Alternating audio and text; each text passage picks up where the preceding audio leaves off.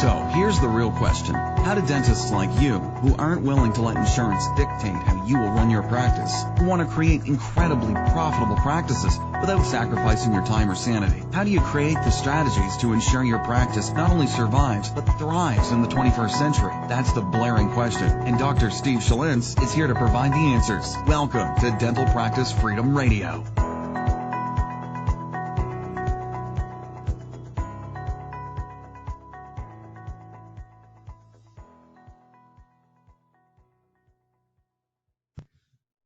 Hey, what's up, everybody? This is Dr. Steve Schalintz, and I want to welcome you back to another episode of Dental Practice Freedom Radio. And man, what a month it's been for me. And I was trying to figure out, how do I create value for you guys that are listening to this? And it's been absolutely crazy. My partner and I, Dan O'Rourke, we launched a clinical curriculum that is starting in August, and we have our first group basically filled. The entire group is filled up at this point. I think there's like 1 or 2 spots left. And boy, that's put a lot of pressure on both of us to really create something unique and special from the clinical development standpoint. It's something that for a long time we had been talking about doing, and we finally decided, hey, let's get this done. Let's launch this. Let's do it. And it's going to be an amazing, amazing thing. And that with my sales course, Dental Sales Secrets, and I still coach, and I still, have clients that go through a lot of the mindset stuff that I have through Bob Proctor's company, working as a consultant for them. Oh, and by the way, I have a practice. So there's really 4 main things going on right now, and that's not to toot my own horn at all. In fact, it can get a little bit overwhelming. And when you get overwhelmed, it's your ability to handle what you should be doing and what you're working towards that makes all the difference in the world, really prioritizing your activities. And one of the things that I work with dentists, and I'm going to share some of the tips that I give them, and I continue to work on this as well. So I don't want you to think like this guy's got it down, because I don't at times. I really don't. But the reality is there's some things that you can do to make your life easier. As a dentist, you really do have to figure out how to delegate. Now, here's the problem with dentists. When we hear the word delegate, that doesn't mean give something to somebody by abdication, and then when they don't do a good job, say, see, this is why I don't delegate. Take it and then do it yourself. 99% of dentists that I've worked with, that's what they do. They say, oh, go do that. And then it doesn't get done, and they say, see, I got to do it myself, because that person obviously didn't know what to do. We as dentists, actually, it's one of the downfalls for a lot. Now, not everybody's like this. Not every dentist is like this, but the majority of them that I've worked with are, and I myself am like this. We really actually have a very difficult time communicating with the people we're working around, because we are such a do-it-yourself. If you guys study Robert Kiyosaki's Rich Dad Poor Dad, we are solely in the S quadrant. We are solo, workers. We try to do everything ourselves. We love that. We love the control. It's one of the reasons that dentists became dentists in the first place. You wanted to be your own boss. You wanted to be able to do your own thing. You didn't want to have to answer to anybody. The flip side of the coin is, for you to go where you need to go in your practice, you're going to have to learn to start to delegate and take some of your responsibilities and give them to others. And they may not do as good of a job as you. That's okay. In fact, if they can do it as 80% of what you would do it, you probably should be delegating that out. So I started to make a list, and this is something that I had been figuring out with 4 different business opportunities and working on things right now. There's absolutely no way that I could be 100% in charge of every operation, every activity, everything that I want to do, and still get the result that I want. So what I started to do is actually make a list of all the things that only I could do. In my practice, it's actually really quite simple. I'm the only one that can do the dentistry. I'm the only one that can really talk about cases in a comprehensive way and get them to move forward with treatment. I'm the only one that can do lunch and learns for other staffs in the community to talk to them about the special stuff that I do on the occlusion side of things and get them to understand what it is I do. And that's about it. And everything else, to be honest, could be delegated out. And so I now have to really prioritize the things that I'm doing in my practice have to be in those 3 specific categories. And if they're not, no matter how difficult it is, I have to find a system to be able to get my team to do the things that I want them to do. Easier said than done, but it really gives me crystal clear focus. In Dental Sales Secrets, it's the same type of thing. What I'm responsible for is creating the content and selling the content. That's really what I'm responsible for. So everything else, the transcription side of things, getting the tools, getting swag for Dental Sales Secrets, all that stuff, that can be delegated out. Same thing with the occlusion training and the clinical development side of the puzzle. I'm responsible for content. And so when I started to go through all of these different areas, I found like 2 or 3 things that I'm really responsible for.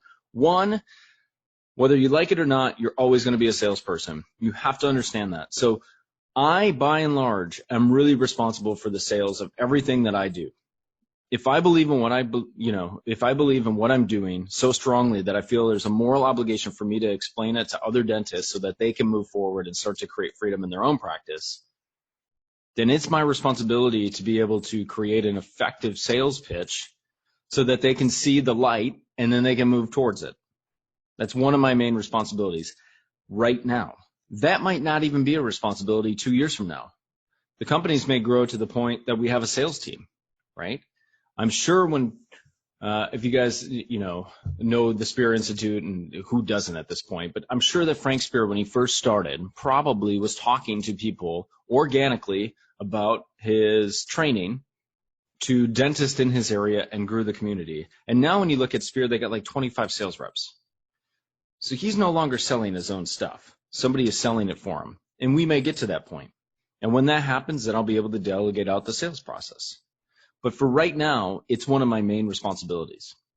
My dental practice and Dental Sales Secrets and dentistry's optimal model of health, whatever the case may be, that's one of my main jobs.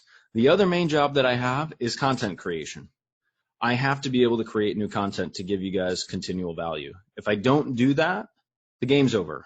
If I'm stagnant and I'm not creating new stuff for you, there's absolutely no reason for you to continue to listen to me.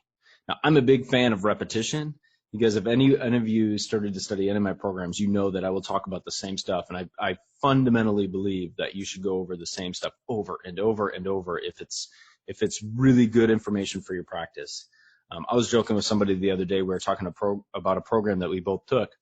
And I said, I think the difference probably between me and almost every other dentist that listened to that program is that program I listened to at least 100 times. I listened to it every day for like 6 months, and it was a 4 CD set. So I listened to that over and over and over and over and over again.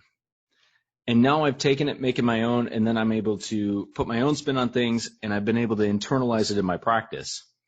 But the reality is that's what I want you guys to do with my content. So the content's got to be really good, so I have to constantly be doing that. And then the third thing, really, honestly, is like I have to get track of myself. So I got to be responsible for me.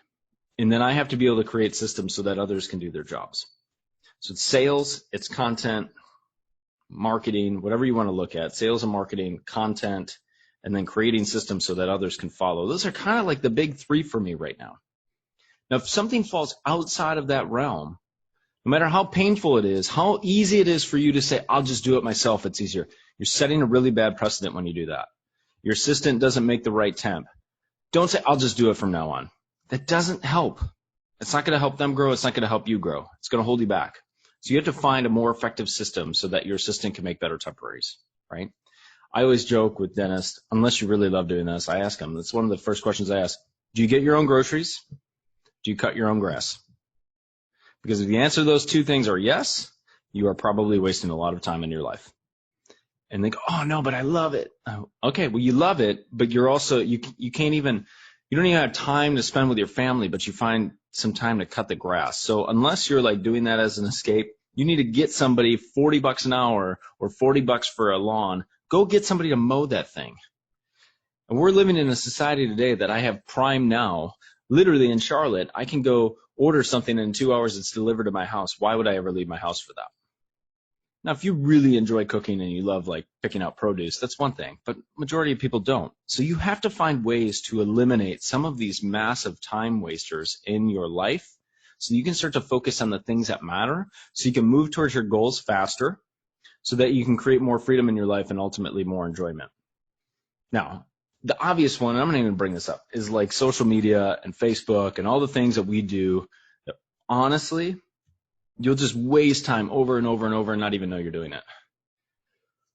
So the reality is, if you really want to get serious, you really want to start to move towards your goals, you're going to have to give up things that you're doing right now that are preventing you from moving towards your goals.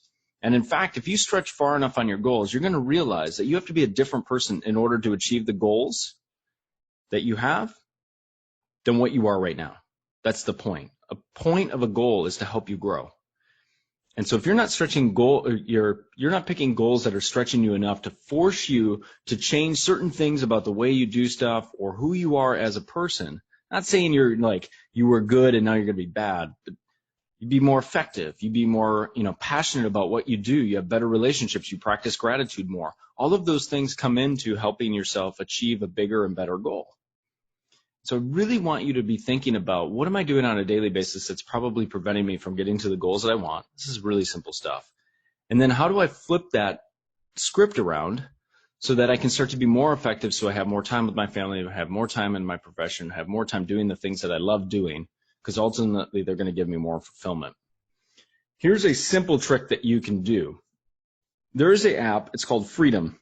And honestly, I paid $12 a year for this thing, and it's the funniest thing ever, but it's an app that literally allows you at certain blocks during the day to cut off all social media, all news, all email. You can pick which ones you want or don't want. And from that time block, you literally cannot get onto those sites. You have to, I've had this happen once. I accidentally created a thing and I couldn't get in my email and I needed to. And I was like, oh my gosh, what do I do? And I looked it up. You have to send an email to their company and say, please let me in on my site. And then they'll manually override stuff. That's how strict it is. It's called Freedom. And honestly, things like that, although they seem asinine, they do help you at least become aware of the habits that you have. I was checking Facebook, and I still do, but I was checking Facebook 6 times an hour, like just habitually, just checking it. What do I need that for? I didn't even scroll. I just was checking Facebook. Massive time wasters. So you want to be thinking about these time wasters that you can eliminate to continue to develop, grow, get better as a person, get better as a practice owner, get better as a clinician, continually get better as a husband or a wife, a spouse, a father, a mother. All of those things are so much more important than these things that we kind of do and we take for granted. So hopefully you got some value out of that. As always, go to dentalpracticefreedomradio.com. You'll be able to get a case acceptance master pack. And I really do want you to pay attention. We are going to be launching our clinical program here. We're kind of going through the initial phases, and our first class is filled. So now we're on a waiting list. But if you're looking to do full mouth rehabilitations, you're looking to do higher level dentistry, it's something that I'm still very, very, very, very passionate about.